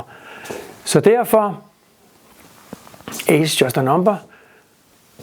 Beauty-industrien er for alle alder, uanset hvor gammel man er. Hvornår stopper festen? Svært at svare på. Botox, som er brugt til mimiske muskulatur, er selvfølgelig aftagende, når man passerer de 60. Den giver mindre og mindre effekt. Bedre for dem i 30-40-årsalderen, 60-årsalderen. Laserbehandlinger laver jeg helt op i 75-80-årsalderen. Hvor meget effekt der kommer ud af det er svært, men bare det, at rynkerne de ser mere fresh ud, ser yngre ud, er nok til, at livsfølelsen bliver stærkere, og de bliver mere sociale, og de gør en masse ting, og så ved vi godt, så starter der en anden form for anti-age-program, som vi lige har snakket om. Ikke? Så derfor er det ekstremt vigtigt ikke at sætte hvad skal man sige, du kan ikke blive behandlet, du er for gammel. Den går ikke. Hvis man gør det, så falder man uden for det drive, som er i verden, altså den trend, som kører og stadigvæk kører og bliver mere og mere udtalt, at man ikke mere taler om alder i vores generation. Det er i hvert fald en af de trends, som man er helt sikker på kører i øjeblikket. Og når jeg siger øjeblikket, så mener jeg jo de næste måske 5-10 år, så kommer der nye trends og sådan noget. Ikke? Men det kører i øjeblikket. Fordi når man søger på web, så er vi oppe på helt vanvittige søgninger på, at man skal være ageless og feel younger than most people on my age. Det er mig for eksempel. Jeg tror, jeg er ung og sådan noget. Jeg kan gøre alt muligt, som min ung vil gøre. Men det er jeg selvfølgelig ikke. Jeg er 66, ikke? Men man kan jo godt opføre sig som om, at man ikke er gammel. Det hjælper jo på det. Om sådan, ikke? Så derfor det er trends. Og derfor siger man, at den næste her trend, hvad er det for noget? Hvad er det, der foregår nu? Det er ikke proaktiv eller det er ikke forebyggelse, det her. Det er en anden gruppe mennesker, som tordner frem i verden.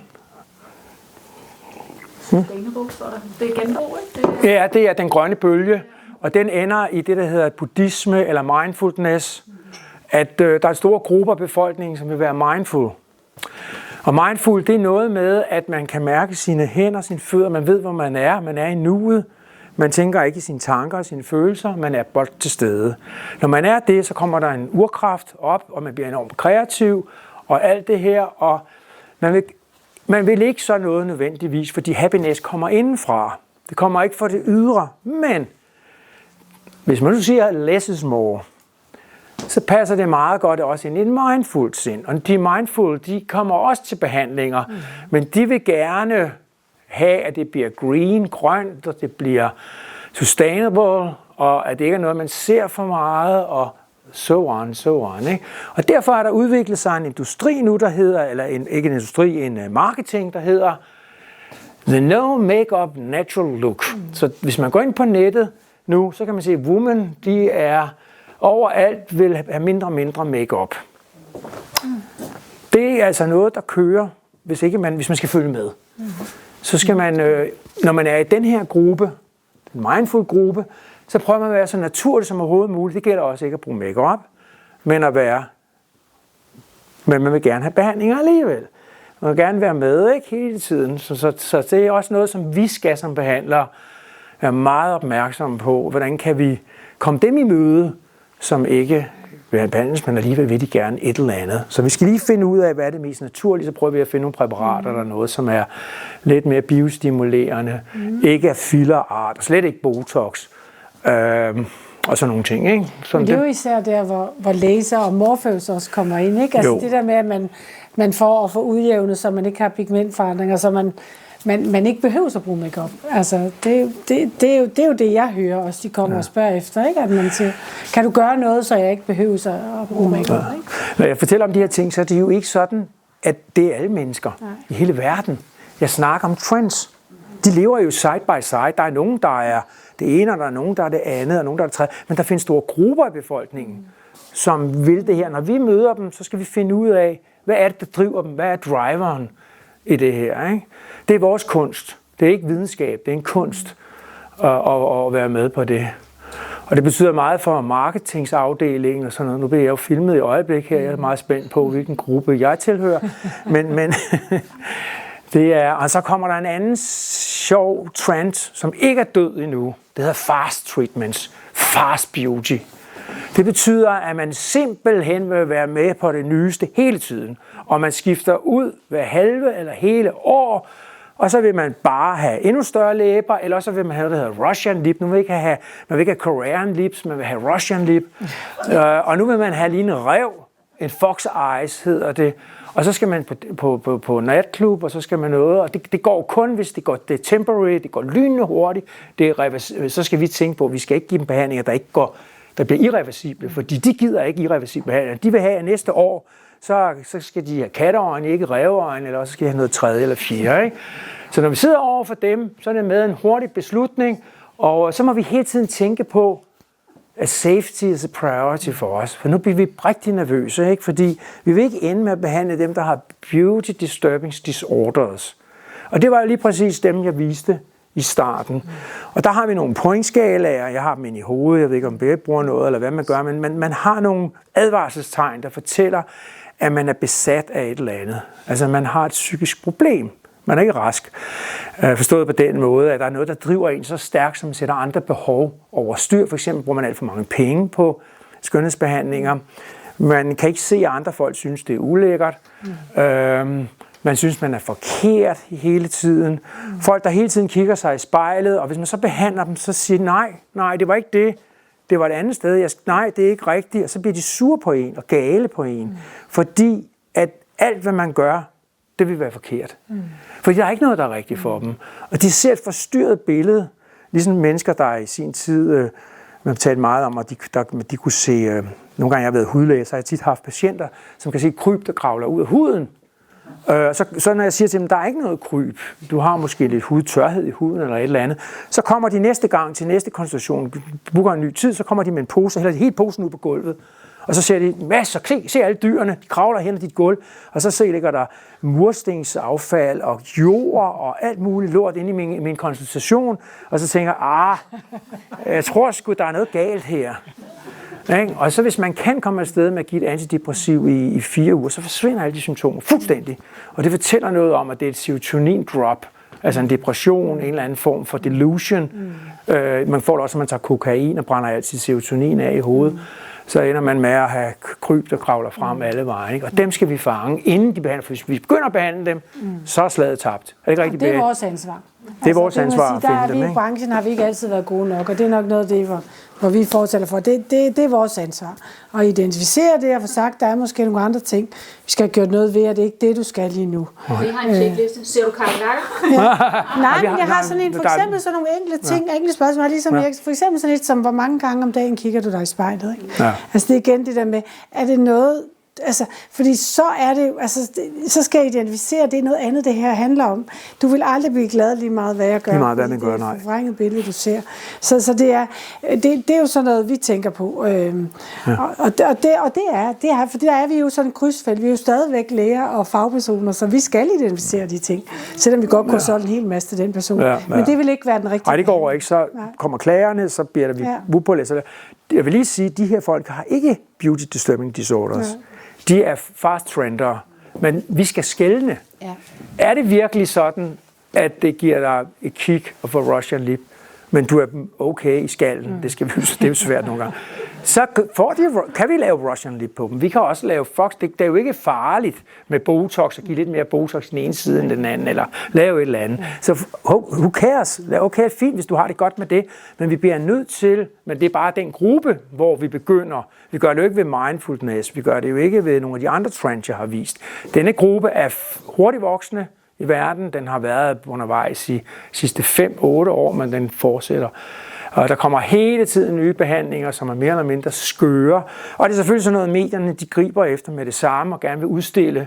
Og så går det ud over vores industri, fordi vi kan svært ved at forsvare, hvad det er, vi laver, fordi de fokuserer kun på de ikke tosser, for de er ikke tosser dem her. Det er bare nogen, der vil være fast beauty. De vil være med på det sidste nye. Ikke? Okay. Så kommer der noget, der virkelig er special. Wow.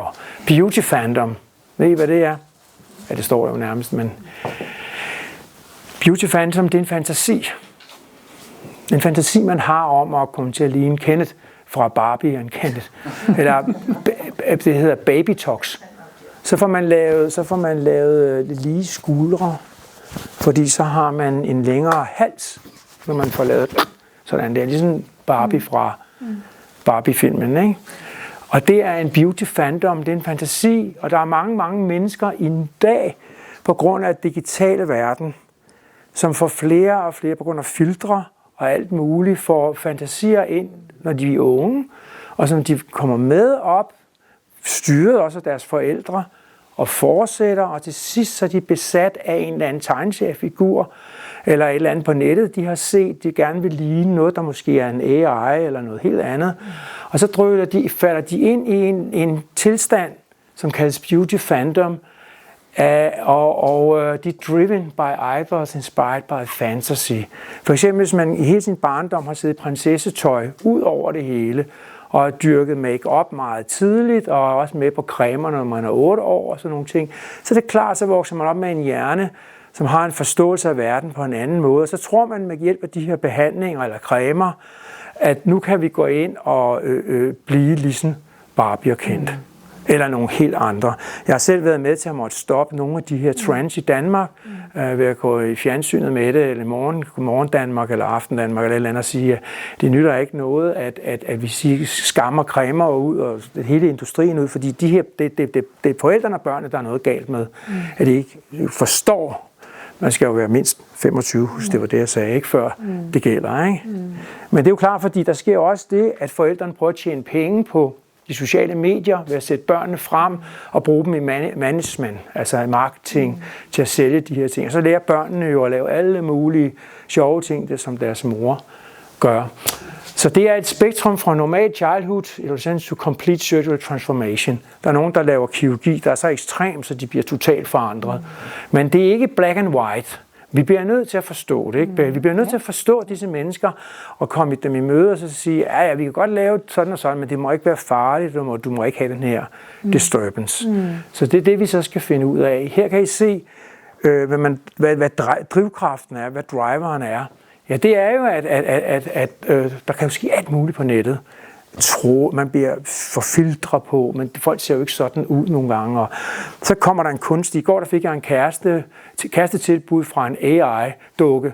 Altså, det var ikke en dukke, det var en meget, meget smuk kvinde, som jeg tænkte, hvad er det? Jeg trykkede lige på den, ding. Så fandt jeg, ups, det var vist en kunstig robot, som prøvede at ligesom, ikke? Altså, og det er jo fint, men man kan blive drevet helt rundt i managen af de her ting.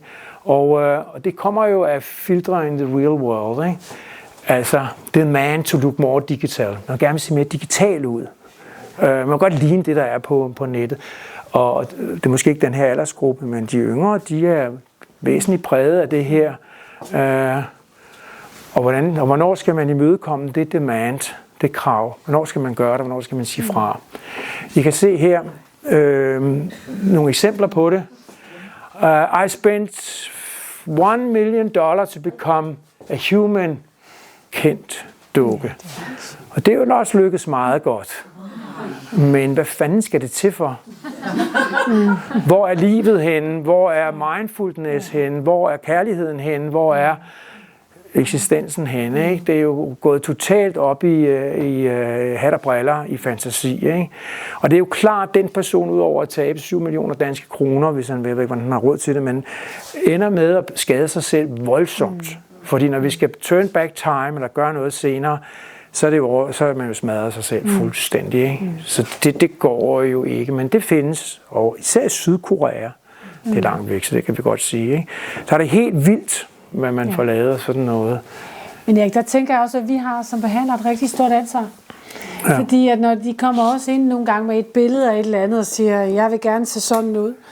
Og der kan vi jo, altså jeg ved, sådan tænker du nok også, at det der med, at vi skal ikke være smagsdommer. Vi skal også prøve at hjælpe folk til det, de gerne vil.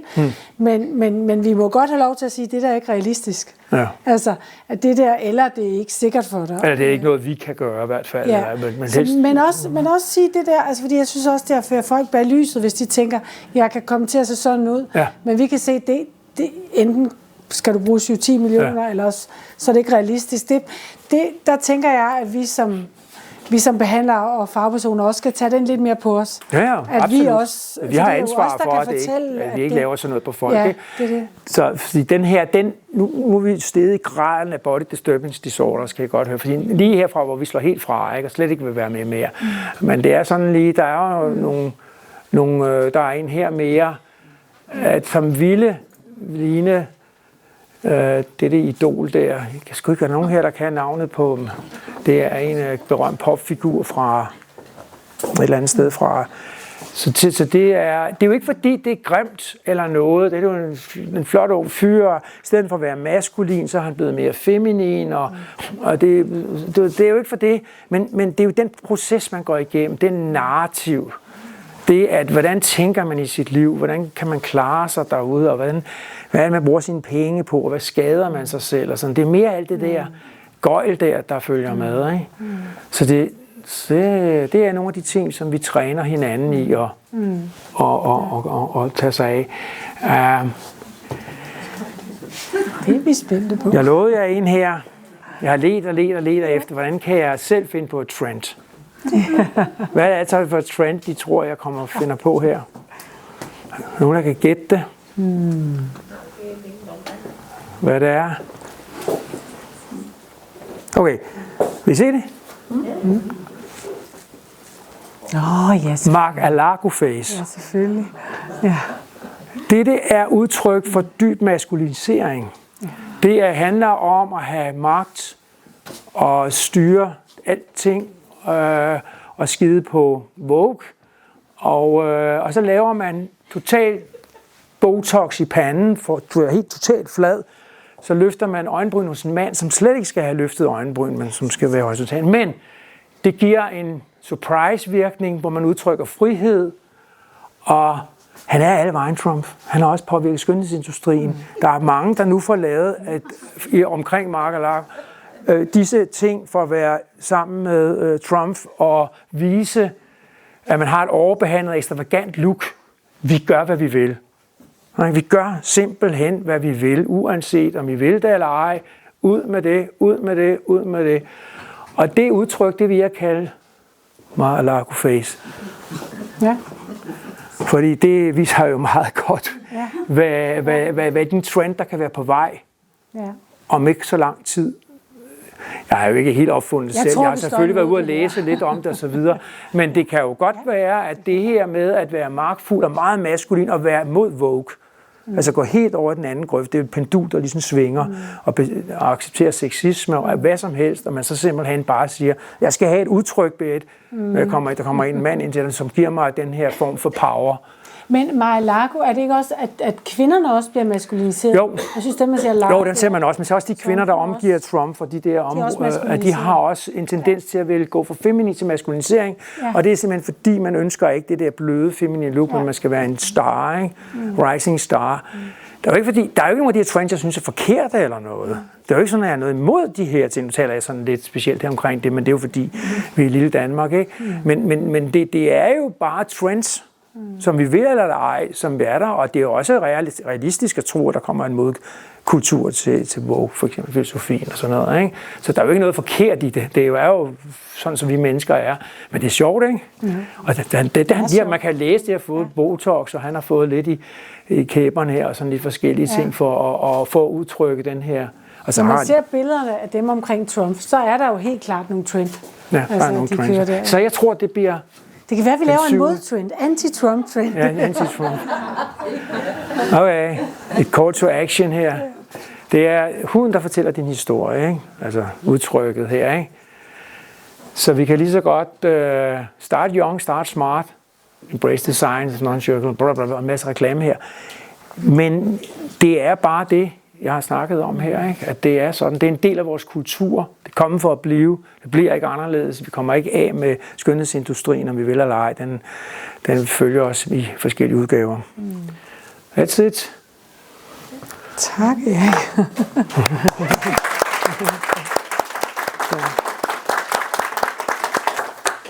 Er der nogen af jer, der har nogle spørgsmål til Erik her efter den sidste del? Så kan vi godt lige nå et stykke. Ja, det er nogle også lidt nogle trends, ikke helt på samme måde som de der trends, måske lidt mere ligesom kollagenpulver. Ja. Som jeg vil høre, om I kender og har en holdning til. Det var den, vi snakkede om for en halv time siden, den der med, at jeg var lidt skeptisk omkring, hvordan det virkede, ikke? Præcis. Men jeg er altså ikke den med nogle andre, der er en trend på min Instagram, algoritme i hvert fald, som er, jeg fortalte jer om det her med fitness, hvor I sagde, at huden ligesom på en eller anden måde kunne træne. Jeg har ligesom set, at man kan lave sådan noget, altså træning af ansigtsmuskler. I know. Okay, yes. Men det er rigtigt. Altså, det er jo kollagen, vi snakker om. Så det er i hvert fald hovedstenen i det her, ikke? Så er der alle mulige forsøg på at være mindful. Man kan have yoga, for eksempel. Man kan have gamle vediske kultur, hvor man laver forskellige træk i ansigtet for at prøve at få strammet sin ansigtstræk og øvelser og sådan nogle ting. Tantra-sex og alt muligt bliver blandet sammen med skønhedsindustrien, ikke? Og det er spændende områder, men det er ikke rigtig noget, der sådan industrimæssigt er slået igennem. Jeg har heller ikke rigtig set undersøgelser, der har bevist. Nej, det er noget helt andet, ja. Der er ikke nogen rigtig, men det der er klart, det kører jo på. Altså vi kan jo ikke regne med, at sociale medier er jo ikke et faktum, når man snakker videnskab, men det fortæller noget om trends, og noget med holdninger, og alle mulige tanker. Så er det noget af den stil, du gerne du kan være, du kan fortælle lidt om det, hvad det er, du oplever? Nej, jeg har bare set, at der er nogen, der laver de videoer, men der er måske ikke så meget industri i det, fordi jeg laver data for dem, kan man sige. Det kan der jo godt være. Du kan jo være sådan, der har et hold, ligesom her, ikke? Og så laver vi nogle øvelser og sådan noget. Det kan man jo sagtens forestille sig. Men man kan sige, at man bruger rigtig... Nej, jeg kender ikke nogen i hvert fald. Men i virkeligheden, så bruger man jo allerflest muskler i ansigtet, også de gode muskler, når man griner og ler. Så jeg synes, og det gør jo en hel masse andre ting godt for os. Blandt andet antiinflammatorisk, så jeg tænker... Hvorfor ikke bare gå ud i livet og få brugt de muskler rigtig meget, ikke? Ja, der er jo forskel på videnskab og ikke videnskab, fordi vi holder os jo meget til, vi vil fastholde meget bedre, at det vi laver er funderet. Ikke alt sammen lige godt, men store dele af det er jo noget, der kan reproduceres og vises i forskellige ting. Vi kan ikke som læger eller som hvad kan man sige, inden for den her industri, sige, det bare hele holdningsspørgsmål og marketing. Vi har også nogle meget sådan fundamentale ting, vi ligesom går efter. Så er der noget, vi ikke vil gå ind i. Ja. Og så kan man sige, at der er nogle ting, som det kan godt være, det virker, og det bare ikke er lavet de undersøgelser endnu. Ikke? Ja, det kan også tænkes. Så må vi så se, når det kommer. Ja. Det var der andre trends, du har set i det? Nej, det var lidt den boldgave, jeg havde med face yoga, også noget med tape og sådan noget. Og der er også noget med penge at gøre. Når man er ung, har man jo ikke lige måske pengene til at forlade alle de her dyre behandlinger. Så finder man jo også på nogle andre ting, og det viser bare, hvad de varmer op til, ikke? Ja. Jeg vil sige, jeg har haft et par kunder, der laver det, og også nogen, der synes, at det hjælper, og jeg har sådan lidt en filosofi om, at det er måske også lidt sådan, at det kan være sådan lidt, altså jeg tror godt, man kan nå langt med mindfulness og meditation og sådan noget. Så hvis det er sådan en del af et dagligt ritual, så kan det faktisk være, at det gør noget godt for en. Ikke? Japanerne bruger det meget. Noget, ikke? Altså. Japanerne bruger meget de her skønhedsidealer. Der er sådan nogle japanske tricks, man kan lave med som man kan så læse på nettet. Ja. Jeg var bare lidt nysgerrig på det der Ozempic der, ikke? Ja. Jeg har ikke selv prøvet det nu, men det bliver jo interessant at se om nogle år, om vi får folk, der faktisk holder sig anderledes end dem, som ikke har brugt det. Jeg snakkede faktisk med en læge, som sagde, at han tog metformin, som er et antidiabetes det er rigtigt. I lav dosis hver dag. Det gør jeg også. Det holder ham på. Nå? Ja, bare for det tror jeg også, vores kardiolog gør, Ja, det er der også en del af hjertelæger, der gør. Ja, det kan vi godt, men det gør vi ikke. Nej. Der er også en masse ting. Ja, der er nogen, der tager Ozempic forebyggende for demens. Det er der også efterhånden ved at være gode data på, at det faktisk forebygger demens. Så der er jo masser af ting, og så er der hormoner, og både mandlige og kvindelige, så der er masser af ting. Og hele den her, altså det er jo også noget af det, vi interesserer os for i det her Apex Health, og prøve at sige, jamen nu er vi nok den første generation, der måske bliver 120, når vi nu skal blive 120, så vil vi også gerne gøre det på en måde, så vi har det godt. Så der har jo været sådan lidt en holdning sådan blandt læger, måske ikke lige Erik og mig her, hvor vi arbejder med mange andre steder, at læger skal kun behandle sygdom, men ikke hjælpe folk med at få et bedre liv. Altså det må de ligesom selv om. De må bare lære det at gå ned ad bakke. Men der er vi lige måske et andet sted her, hvor vi ligesom siger, jamen hvis vi på nogen måder kan hjælpe folk med at få et godt liv, så synes jeg faktisk, det er okay, at vi ser på, hvordan hvordan kan man så leve et godt liv, og er der nogle ting, der kan hjælpe en, og som er dokumenteret og gode, jamen, så kan vi godt hjælpe med det, men det skal foregå under kontroller og veldokumenterede forhold. Ikke? Så det er sådan en skift i den der, og det er også derfor, det faktisk blender meget godt ind i den her verden, for det er jo igen det der med at se på, og så kan man jo altid diskutere, hvor meget skal man acceptere, ikke? Hvor meget skal man bare også lære, at sådan er livet, og vi bliver ældre. Ikke? Men de ting er ikke, som jeg ser det, hinandens modsætninger. Men det er en rigtig spændende en anden ting, som har noget med Ozempic at gøre, men det er en helt anden kategori, det er, at vi har noget, der hedder Ozempic Face i skønhedsindustrien. Fordi hvis folk der har tabt 30-40 kilo, så ryger alt fedtet jo i ansigtet også. Det er altså alle stødpuderne og det hele der. Og så går det hele, du ved den der pyramide, jeg viste dig, så går det hele den vej, ikke? Og de kommer jo fuldstændig grædende nærmest ind og siger, og de skal jo have skuldre, fordi de har tabt så meget fedt samtidig med den her hurtige vægttab, de har fået. Det kaldes Ozempic Face på de sociale medier. Det er selvfølgelig ikke et anerkendt udtryk, men jeg ved ikke, om det er det ikke, men det kalder man det. Ja. Og det er, fordi man har haft et kraftigt vægttab. Så for hurtigt vægttab, det kan jo godt ændre på både gode og dårlige ting. Ikke? Som en af mine gamle en hudlæge sagde til mig, som var væsentligt ældre end mig, hvor hun så siger, hej Bo, sagde jeg, så siger han, du så sgu da godt, han er meget tyk og sådan en stor rund, ikke? Så siger jeg, du ser så godt ud, du har det. Du har en rynke i hovedet. Så siger han bare, det er sgu da fordi jeg er fed, mand. Så kan man lære det. Ja. Jeg tror ikke, man skal spise sig ud af sine rynker. Det går nok ikke. Jeg følger sådan en hudplejning. Hun bruger sådan nogle masker med lys i. Ja, det er LED-lys. Ja. Nej, det er ikke fugt. Altså, rød og blå lys stimulerer kollagen, men det er jo klart, at vi er over i den lette ende, og måske den unge ende, altså preventive-delen. Ikke? Og jeg fortalte jo også om, at Claresca, som I har, som er et LED-lys, også fotoaktiverer en gel, som man kan smøre i ansigtet, som gør, at man får en ændring i huden, Men nej, der er dokumentation for det. Der er dokumentation for det. Det er bare, der skal meget til. Man skal nok gøre det hver dag, og måske en halv time eller en time hver dag, og så spørgsmålet, om man har tid til det. Så kan man sige, at gå ind og få sådan en behandling en gang hver halvår eller en gang om året, så vil du få det samme. Så, men omvendt, så er det jo billigere at købe sådan en, og så ligge med derhjemme en time hver dag. Ikke? Men det er svært, fordi den går også lige på grænsen, fordi der er også noget lys, jeg jo sagde, også infrarøde, som er skadeligt. Ja, det er det. Hvis man fyrer for meget op, for meget op for varmen, så ender man ligesom med computer og iPhone, så det kører 24 timer ud, så er det faktisk en skadet faktisk huden. Så hvis det bliver for meget, så styres i hvert fald. Og det vil jeg også opleve med behandlinger her, at vi også nogle gange siger, altså man kan også blive lidt bitter af det, ikke? At man siger, okay, jeg fik rigtig meget ud af den der CO2-laser, eller den der behandling, og vi nogle gange siger, okay, men nu skal din hud altså have ro, arbejdsro, til at lave de her processer nu. Nu skal vi lige holde en pause med den her type behandlinger. Ikke? Og det er jo der, hvor vi kommer ind som fagfolk og kan se på huden nu.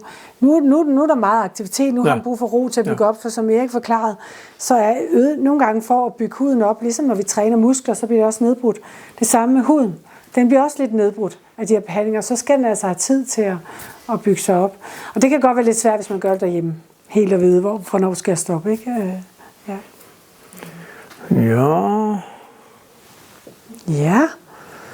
Var det spændende, det skal jeg jo ikke sige, det Det var super spændende og dejligt, at jeg er så aktiv.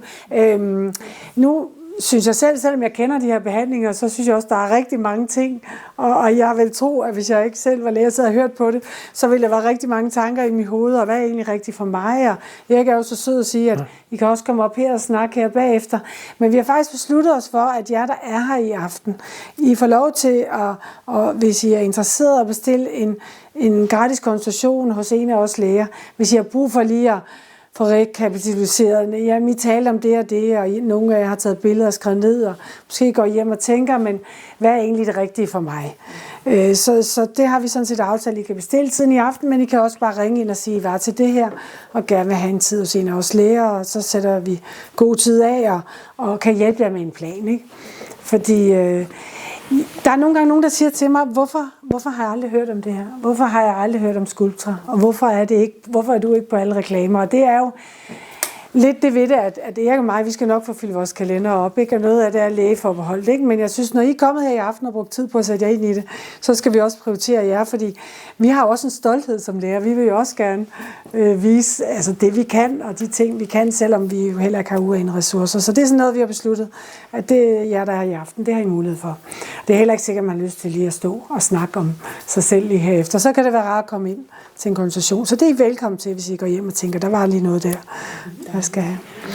Og en anden ting er, at nu har vi søde Marianne fra vores reception har taget de her produkter ned. Altså en af dem, vi sælger, det er det, der hedder SkinCeuticals. Og det bygger meget på de principper, som Erik også har gennemgået, at vi ser på, hvad er en sund hud?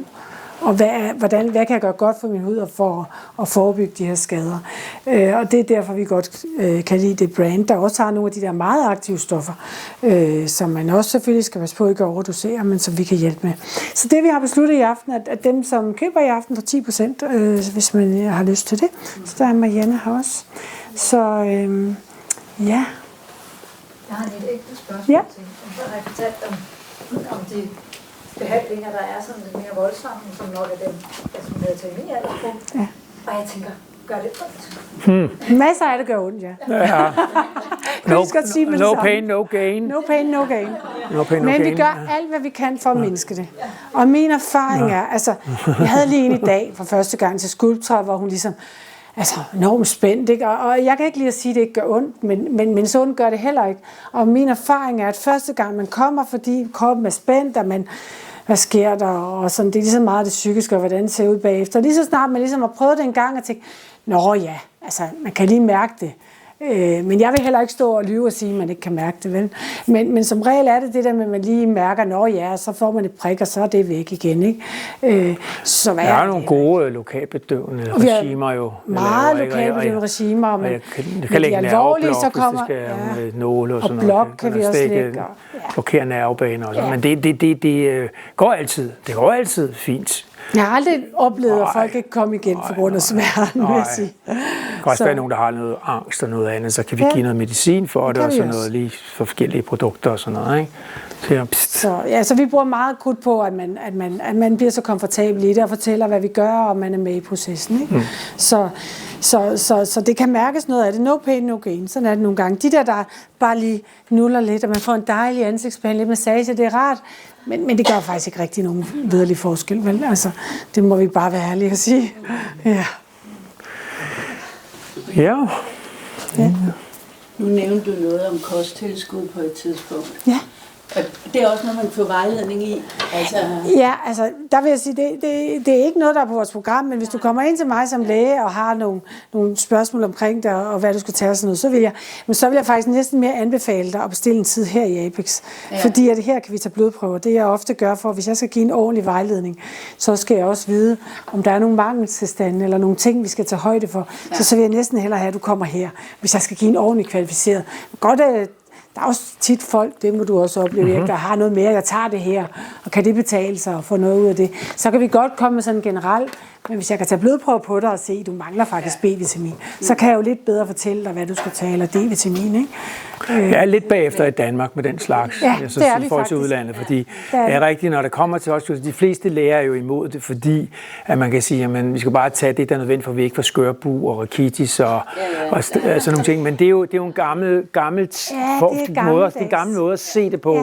Fordi det betyder jo bare, så er du ligesom dækket ind mod disse sygdomme, men du kan jo også bruge mange af de her ting til terapiform, ikke? Ja. Og der er der jo nogen, det er ikke noget, vi gør på grund af det, der er ikke tradition for i Danmark, men der er jo nogen, der bygger store doser op i bestemte rækkefølger og aktiverer cellefunktioner og alt muligt. Det kan man jo med mange, både urter og vitaminting, og også med real food, ikke? Broccoli, store mængder, anticancer med effekter og hjerne, det ene og det andet. Altså det er jo ikke, det vi er bagefter. Vi er bagefter i Danmark med den slags. Det er ikke noget, Det er ikke noget, vi er gode til. Men der er også forskel på igen det der med, som vi snakkede om vi som læger ser, at vi bare skal behandle sygdom, og så er det skørbug eller noget andet, hvor det kommer til ekstremerne, eller vi siger, jamen hvad er det optimale?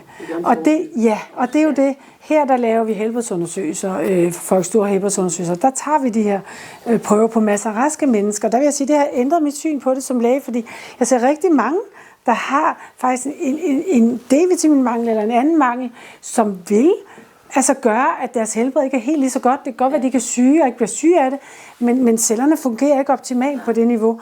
Så derfor synes jeg, at det kan godt betale sig faktisk lige at holde øje med det. For det betyder noget for ens velvære og helbred på længere sigt, ikke? Ja.